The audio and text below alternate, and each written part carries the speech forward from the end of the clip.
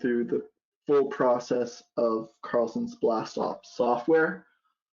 Because we're starting with our point cloud, as always, we'll be going through our Cloud Commander module first.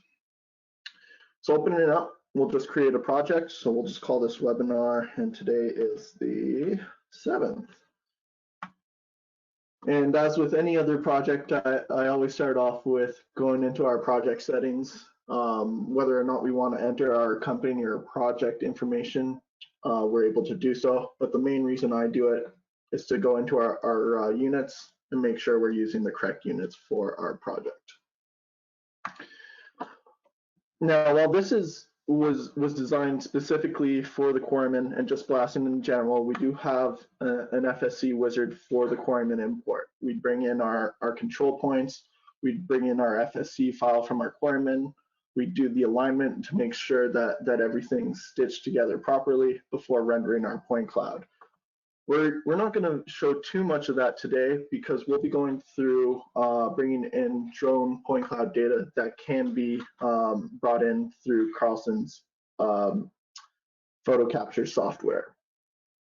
So in order to do that, we're just going through our load point file button here at the top left, and we're able to choose our LAS, LEZ, text, or XYZ file to bring into the software. So we're just going to load this LAS in here.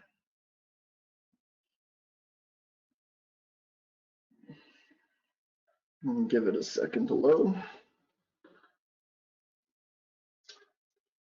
And there it is. So essentially for the FSC Wizard, once we get to rendering our point cloud, this is where the two different stages come together. So at this point, we'd be looking at cleaning the point cloud, creating the surface, and exporting it to Blast Commander.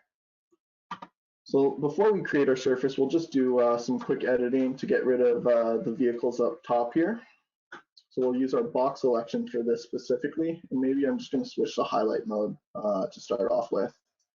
Now with our box off, we could just turn it on by clicking it, and then we could raise our extents here, just using the circles on the box's extents, and then we could also rotate it or translate it using the circles or the axes in the middle of our square. And once we want to turn that off, we'll just click the box again to make those disappear. We also have our polygon selection tool, so we could go in, purposely take that out. And right now I actually do have it on highlighted, but we will switch that out momentarily. And then I'm just going to take the ones just underneath here out. So when we're happy with it, we'll switch it over to outside now just to get rid of those points. And we're able to create our surface from this clean point cloud. So we'll go into our surfacing, which uses the Poisson algorithm in order to create the surface. The defaults for the detail and trim of 8 and 7 respectively can be left alone, and we could manipulate that later if need be. Surfacing is turned off to start with, but I usually turn it on, especially for drone point cloud data, where there might be some points very similar to what we experienced down here, or maybe there was dust being kicked up. Whatever the case may be, that allows us to kind of smooth out our surface a little bit more. And so when we're ready to create our surface, we'll just click Surface from Viewpoint. And now the viewpoint is very important just because we do want to have a good representation of our surface. And in order to do that, we just want to be able to see our face profile, as well as part of our top bench and our bottom bench, so which is why I chose this particular angle. The reason why I wouldn't look at it face on is specifically because of this corner here where we can't see too much. And so if we were to create it in a different viewpoint, like here, just because we can't see that sidewall could cause some interesting surfacing in that corner. But here we'll just turn off our point clouds to show what the surface looks like without it. And here you can see some bubbles from some of the points that I didn't get rid of. Now that won't affect all too much, but what we would see if we didn't compile this properly in this corner, we might see some of those bubbles in the actual surface itself. But from here, we're ready to go into Blast Commander almost right away. The last thing is just actually transferring it over. Because we're using our drone point cloud data with the colorization of the points, we could also do some markup. So whether we're inserting colors that we could pick out or inserting possible marks, whether they're specific to our left and right marker for our design, or just the extremes of our pattern, we could go insert some colors, delete some colors, and change the size to make it a little bit more easier to see. But we're just going to go into Blast Commander and we'll design a pattern right away. And so here we still have our surface, but rather than the mesh, we're actually looking at a solid piece. And we're able to, if we do have surfaces, we're able to bring those in directly. So rather than using the point cloud, if we had a grid, tin, or DXF surface, we could use that and import it directly into Blast Commander and avoid Cloud Commander altogether. We also have the ability to bring in line work, very similar, but as it stands right now, this is just used for referencing as opposed to manipulation. So at a later point in the software, we will have the ability to bring in line work and manipulate it. Right now, it's there as a reference. We also have volume and area calculations. So if we're looking to do stockpile volumes or area calculations, we could do that directly on the surface as well. And we also have our pad maker here. So if we're looking to create a pad to reference for our design, so say we'll click pick center, we'll choose there, and we'll maybe expand this to 300 and 300. We can see a pad is created. Now this could be, we could add an azimuth, we could add a drill angle. So we could use that information to create our surface that we want to blast to. The other option is just bringing in a surface that we'll reference in order to design our blast. So there's a couple of different ways we could do this. But before we actually get into blast design, and I'm actually just going to delete this pad. Before we get into blast design, we have to draw some lines here. And right now, the two mandated ones are crest and toe line. And so I'm just going to draw my crest line right across the front here. And same with my toe line.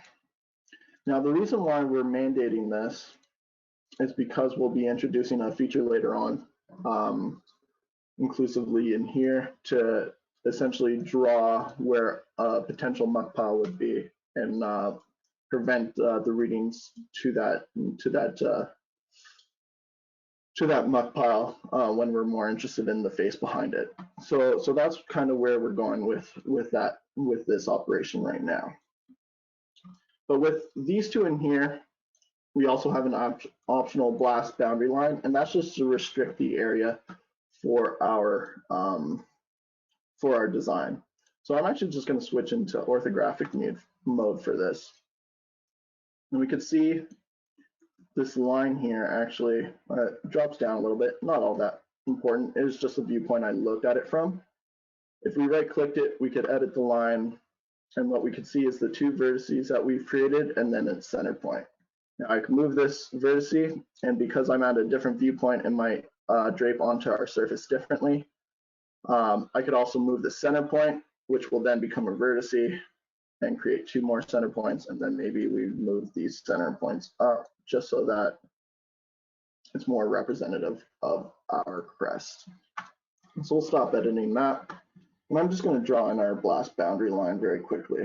So this will be where our holes are created. And let's go back just a few rows. And so we won't design any, so in our next tab, we'll create our pattern. And we'll see how this boundary line comes into play. Kind of working from left to right after our save load pattern, we'll get into importing and reporting just in a bit, but working left to right, Our pattern options allows us to specify our hole diameter, and if that's too small, which 2 might be in this case, we'll increase this. Maybe we'll increase it by 10, just to make the holes a little easier to see. We could change our designs for our holes, or sorry, not designs, the color for our holes. So whether it's a design, surveyed, or Boretrak hole, can have a different color with it, and we can increase the label sizes. Under burden vision, we would just, burden options, we would specify our desired burden and its tolerance. We would specify what kind of measurement we want to take to the face. So in this case, I'm using a perpendicular measurement from the hole to the face, and I have straight measurement turned off, so it's looking left and right of that specific azimuth, search azimuth, so that we could find the critical path of our holes. I'm gonna actually increase my stemming length to maybe 4, and we'll take a reading down the hole every 3 feet. We could easily change this just to get more information, and we'll touch on that quickly in a little bit. But when it comes to pattern design, most of what will occur will happen within pattern layout. And there's 4 things we want to particularly pay attention to: our collar elevation, our toe elevation, our pattern geometry, and the inclination of our holes. So let's start off with collar elevation. There's only 2 options here, and particularly with drone data, we'll most likely be using grid elevation going forward. High wall elevations is only used in the instance we don't have our top bench, in which case it'll use our face profile and our crest line here to determine the elevations of our design holes. Our toe elevation works very similarly. We have a little bit more control over this depending on what we're looking to do, but we can control it by elevation, depth, length, or to a surface. So when I created that pad earlier, or if we imported another surface that we're looking to reference for our design, we could specify that surface here, and then our holes would compile until it reached that surface. Length and depth are kind of self-explanatory. You could just specify a length or depth you wanted to. And same with elevation, which is what we're going to use in here. So we're going to have all our holes go to a set elevation. And looking at the floor in front of our face here, we can see there's a nice flat area that sits roughly around that 351 mark. And so that's what we're going to use as our reference here. I'm just going to quickly jump to hole dips and explain this. So our hole azimuth, which is blank right now because we have our blast face azimuth on, is perpendicular to our crest line. So these green arrows, it's the opposite way of that. So that when we're choosing an inclination, it'll kick out towards the face unless we change that specific azimuth. Here we're just specifying our angle for our azimuth, or angle for our hole. So in this case, it's 3 degrees. And I'm actually feathering my dip here. So what that means is that I'm slowly fading out that dip that I've implemented up here. So our first row would start at 3 degrees, and we're aiming to get to 0 degrees by our 4th row, and it'll snap every 1 degree per row until it gets to that 0.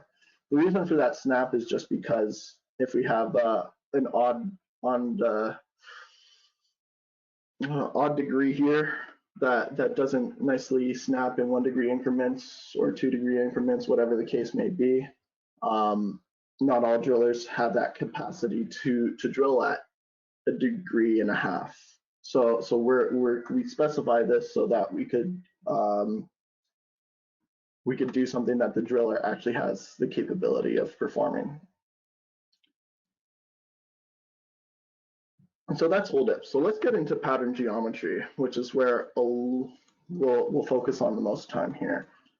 Right now we have a collar burden of 15 and a collar spacing of 18. So that your burdens here, your first 3 here are relative to your rows, whereas the second set of 3 is relative to your columns. So in this case, we're specifying 15 feet between rows. We're going to have 6 rows, and you know what? I'm just going to do 10 rows here just to show you that it won't go behind this box. And then our first row burden, this is just in case we need to offset this differently from the rest of the pattern. So if it needs to be closer to the face, it can. So we could change this from 15 to 10 if we so wished. But we'll leave it at 15 just because our desired burden is also 15. Now our column spacing, or our column spacing, can be dictated based off of the spacing itself. In this case, it's 18. Or we could switch to the amount of columns we want. And so if we want 20 columns per se, our spacing would then be almost 15 feet per hole. And then very similarly, our first column offset here acts very similar to our first row burden in the sense that from our left marker here, if we want to shift this left or right from this point, we could include an offset to accommodate for that. Now, pattern characteristics actually has, we'll see how this affects the pattern because I'm just going to generate a pattern with all of those options off right now. What we can see is a nice square pattern here. We can see the row of holes, they're all straight. And what it's doing is taking just a straight line between our left marker and our right marker and using that to draw our rows, which is why it's a little bit on an angle here. But if we didn't want to stagger, or if we don't want a rectangular pattern and we wanted a staggered pattern, we could easily just turn on staggered, re-execute that pattern, and see how that affects our results. We could also do the same with our dynamic layout. So this is very, so rather than stitching a straight line between our two markers, it'll actually follow our draped red line there and create 15 feet back from it in order to place our hole. And so what we'll notice in this particular instance is that because of this indent here towards the right side of our face, our holes 12 and 13 are a little further back. And then this will be pushed throughout our pattern, which we don't necessarily want, which is why we have our fade dynamic layout, which acts very similar to the feathering. So we could just specify at what point we want a straight row, and it'll slowly fade out that dynamic layout until we get a straight row. So we could say it 2, for example, but then obviously we're going to see a bigger jump between our first and second row, especially maybe right around there where the first row holes are a little closer to the face. But if we were to say, for example, in this case, we have 5 rows, we executed it like that, we'd see it slowly fade until our last row is straight. And if we wanted to verify this, just to look at the face in its entirety, we have our burden vision in order to do that. So here, we're just drawing a perimeter for the area we're interested in looking at specifically. And once we finish our perimeter selection, we just hit enter or right click to finish, at which point we could then say make burden vision surface.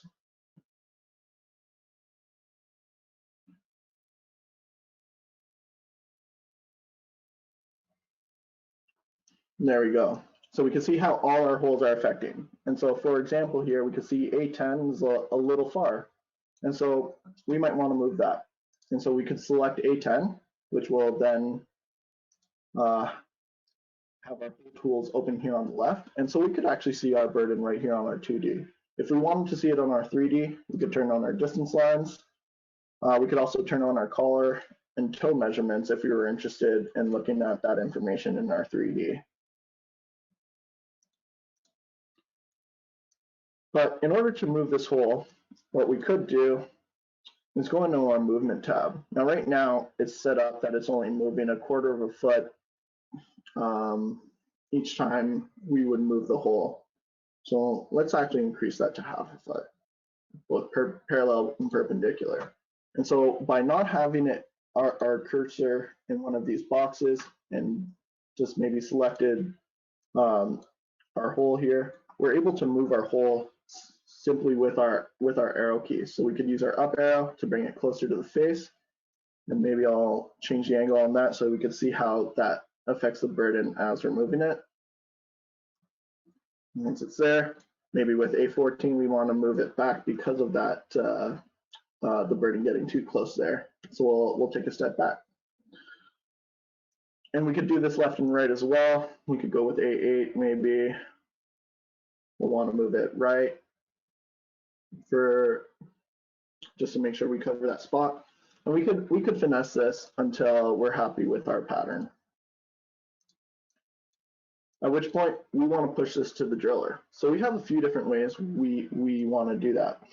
We have the ability to push it through Carlson command to a driller that has smart control in its as part of its system, I should say. In which case we could go to drill command, we could cloud sync, or go push pattern to command. In that way, the driller in the field has all the information he needs in his equipment in order to get the job done.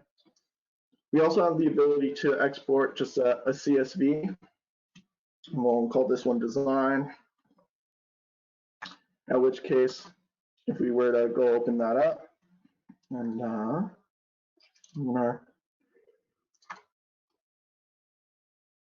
if we were to open this up, we could see our hole labeling as well as our dip, where we can see it fades from 3 to 2 to 1 to 0, along with our azimuth and length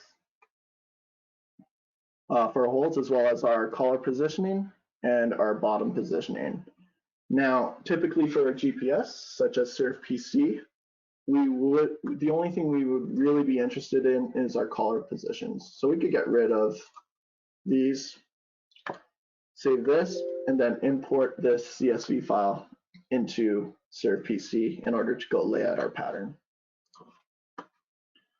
The last option in order to give this information to our driller is just by simply creating a driller's report. Now with this, we could specify where our markers are. If we have actual markers in the field, this could be some control points or an actual hole themselves. In this case, we could select A2 and A16 if we wanted, but I'm just going to leave it at the face extents definition, which will be our 2 vertices of our crest line. And we'll create this driller's report. And we'll save it in our webinar directory. So taking a look at this driller's report, very similar to what our CSV is. In addition to what our CSV has, we also have our distance from marker column and offset column. So if we're using markers in the field to lay out our pattern, we can see how far away from the marker, what the offset is. And very similarly, yeah, we have our angles, our lengths, and our azimuths. So this is broken down hole by hole. And at the end, we can see the entire drill length as well as our average drill length. And what we'll notice is that we have a length checked, azimuth checked, and angle checked. So if we have survey data, whether it's feedback from the driller, feedback from a Boretrak, we're able to compare those two, and we can see the differences right here in our report. But say we've drilled it, we now want to bring in Boretrak data because we're interested in where the holes actually ended up.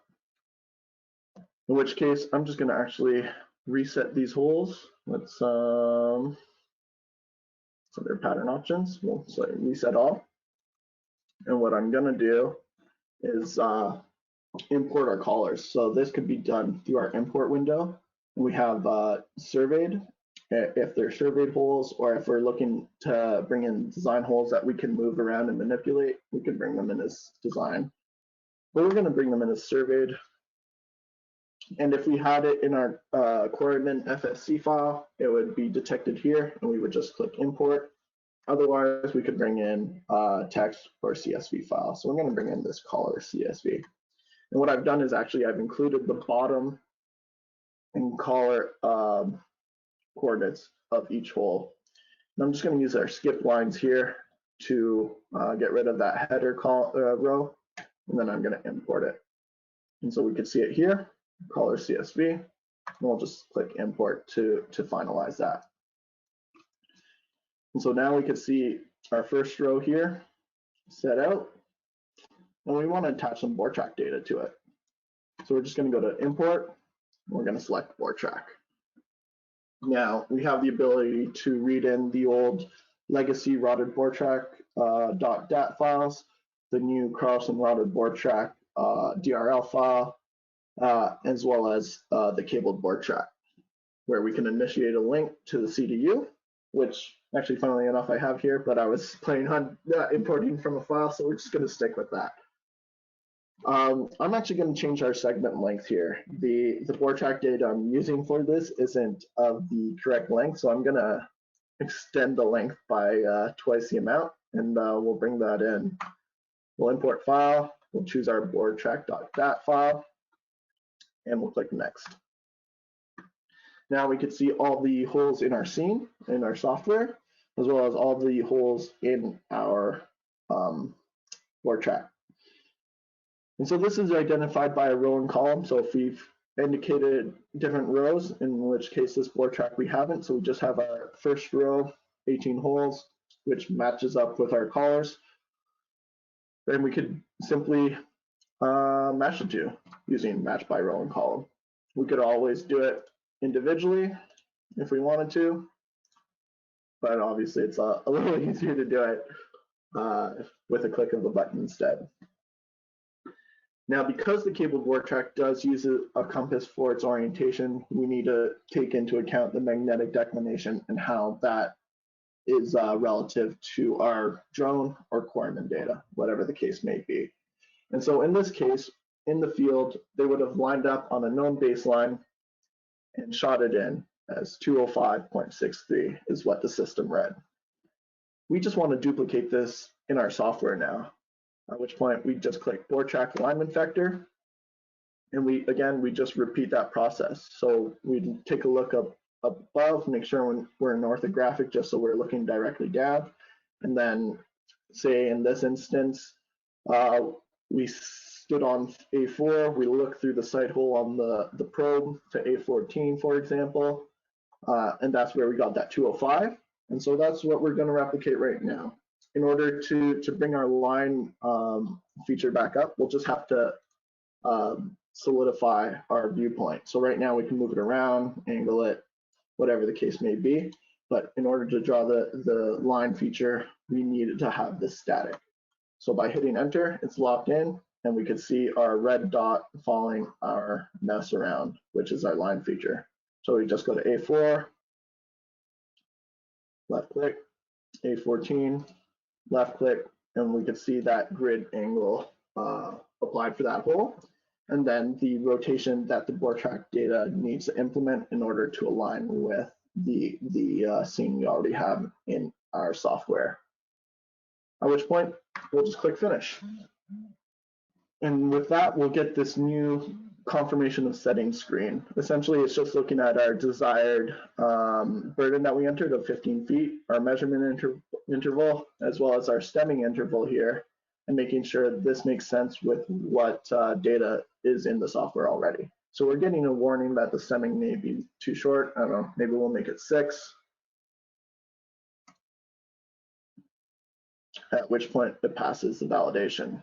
Now, changing these can take some time just because it does have to recompute the math. Realistically, this is just more of a suggestion. We could just close this out and then go into our pattern layout or our burden options to change our desired burden, our stemming length, our measurement interval here. So we could see our Boretrak holes, and clearly, because the two data sets didn't align, we have some holes going away from the face, which is not necessarily what we want in the data set, but it happens. And which is why we use our Boretrak to QC those holes. And so now we could see the burden distances based off of the actual drilled holes. And really at this point, we're looking for our report. And so under reporting, we have our burden report. And so we'll let this just compile here very quickly. And then just choose our save location, which will be the same as all our other reports. And we'll take a look at that one now. So here is just a breakdown hole by hole. You see our 2D profile, the burdens associated with it, and then some additional information at the bottom of each page. And so this is broken down hole by hole, and we could see what the burden measurements are for these holes.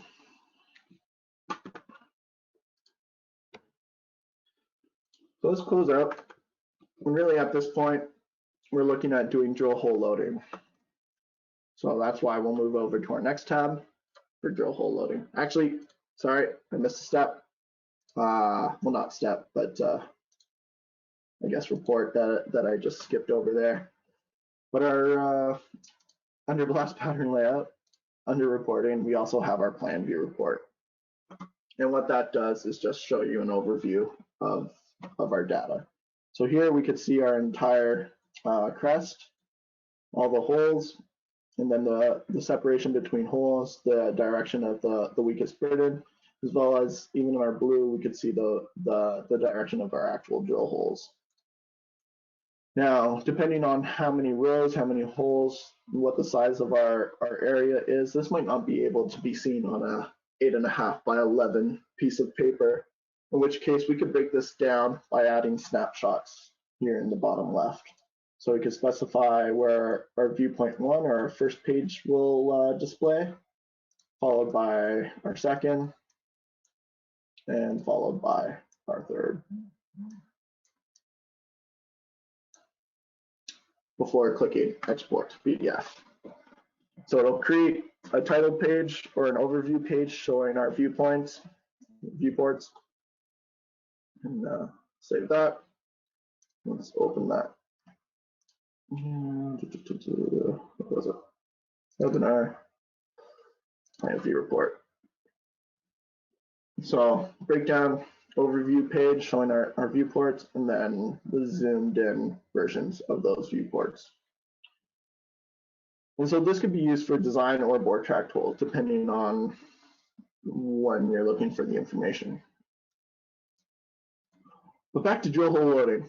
So going into drill hole loading, we don't have as many buttons anymore.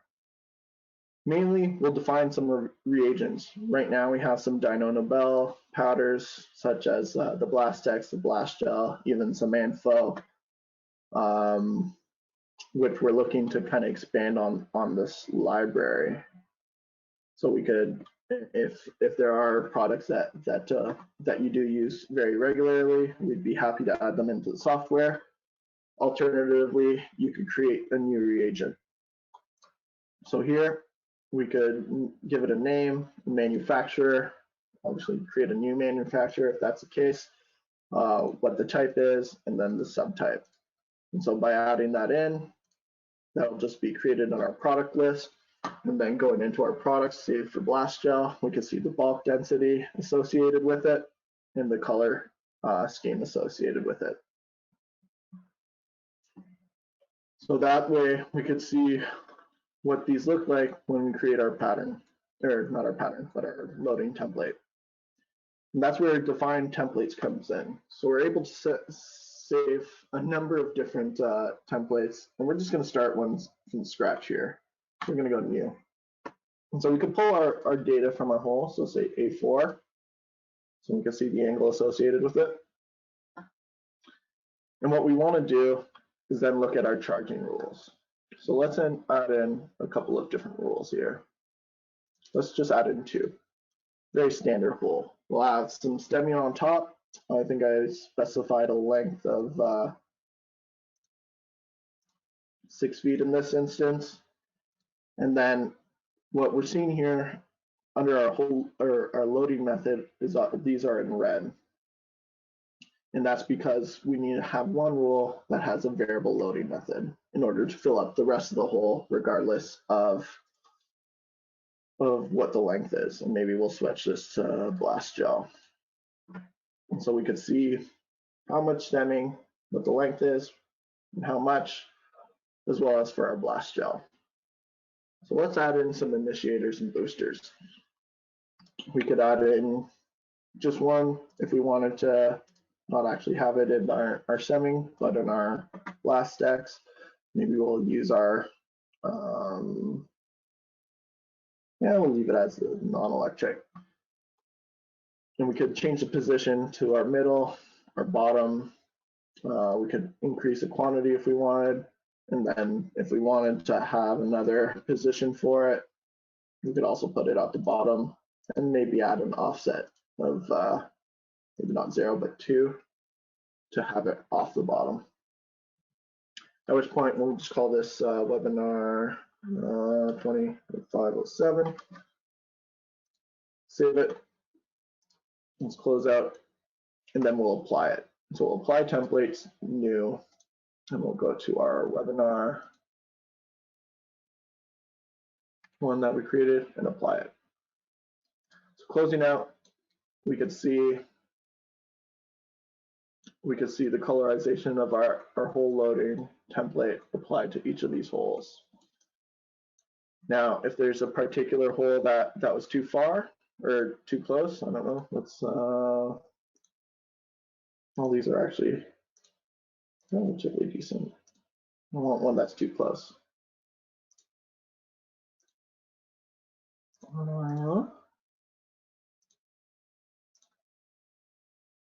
This is actually right in the desired burden, but we're just going to use this for the purposes of this demonstration.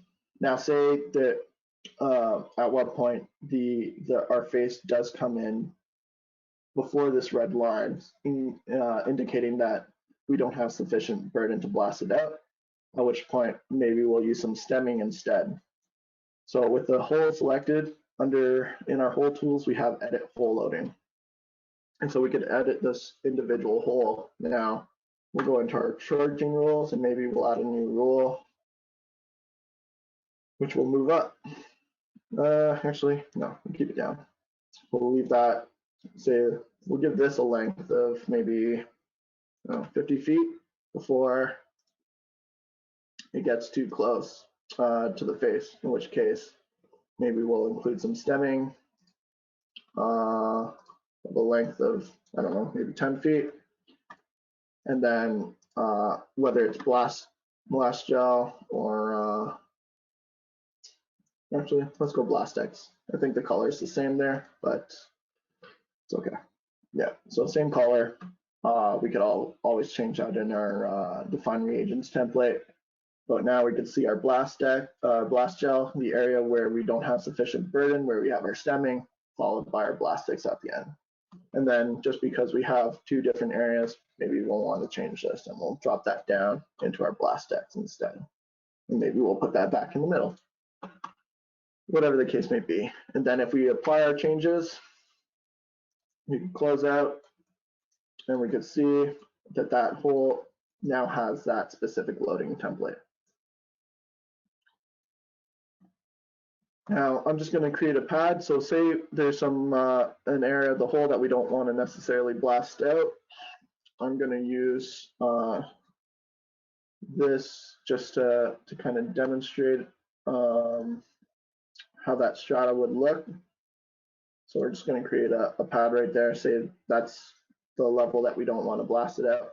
We could also, if it's a significant layer that we don't want to blast out, then we could add a second one in and just have stemming between these two, for example. But we're just going to leave it with a simplified one strata here, in which case we could go back to drill hole loading.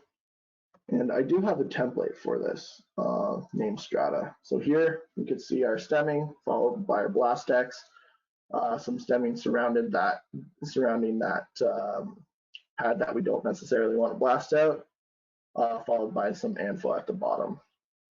And so if we now apply that template instead,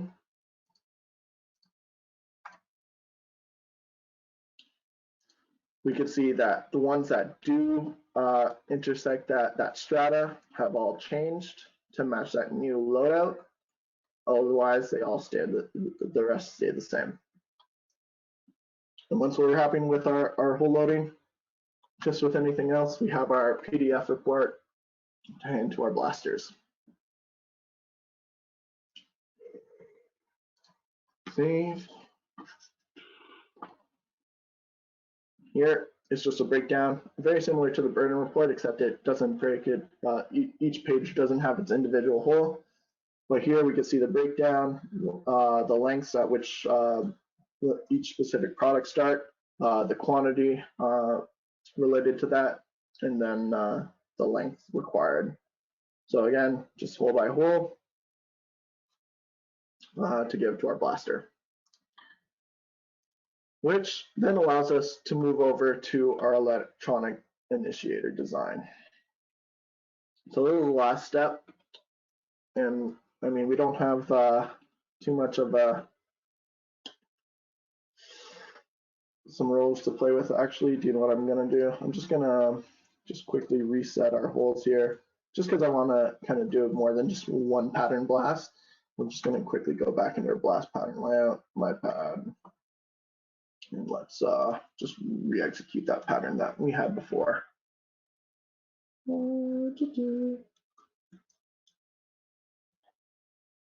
Let's select the right one. Ribbon options. Nope, wrong pad. So we just want to make sure our surface is the correct one we're using to design our pattern. All right, let's just blast lines. Let's go across. All right, I'm not liking you. Let's just switch to surfacing. Now let's get rid of our pad. Now execute pattern. There we go. So this is what happens when we don't have a blast boundary line. It just compiles till there's no more surface. In this case, we have 9 rows. So, but going back to our electronic initiator design, very similar to our drill hole loading, we just want to be able to choose a connector and a detonator, which we could include in our define reagents. So under our connectors and detonators there, we're able to add those in and then use them here. So I'm just going to start off with a row first, and then we'll move to our row. So we're using our surface connector 42 with an in-hole detonator 500. And we'll just click draw initiators there, which will bring up this new interface. In order to move it around, we have some holes hidden behind this dialog. We have our space. So we can use space, hold it down to then shift this over, zoom in, whatever the case may be. Once we let go of space, the screen just repopulates. And so we have a pen or line option. So I'm going to start with the line actually. We could draw what holes will be connected. Maybe I shouldn't have started off with the line. So a pen. We could use our pen as well. So connect our second row maybe. Maybe reduce the radius of that pen so I'm not worried about hitting some of the other rows. And then I'll just switch back to our line for this third row. We could continue on with the rest, but I mean the procedure is fairly repetitive. At this point, we want to connect our rows together. So we'll switch our connector and our detonator, and we'll connect them maybe from A7 to B7 and then B6 to C7. However you want to design your timing. And so the last thing we need, as indicated in our top left corner here, is just our first hole. So we could use Control or Shift, hold those down to then select our first hole, which I'll choose as our A1. And so we could see A1 starts at 500 and then slowly expands throughout our pattern. Now to see this with contour lines, we're able to change our interval here, but I'll just leave it at 21 milliseconds right now. And we could click Apply to see those contour lines. Maybe we'll zoom in a little bit more. Move around again. There we go. And maybe we'll just increase this just to clean it up a little bit. But whatever your interval is, we'll be able to see how that resonates throughout our blast. In which case we could update our scene. We could also save it to a PDF to create another report.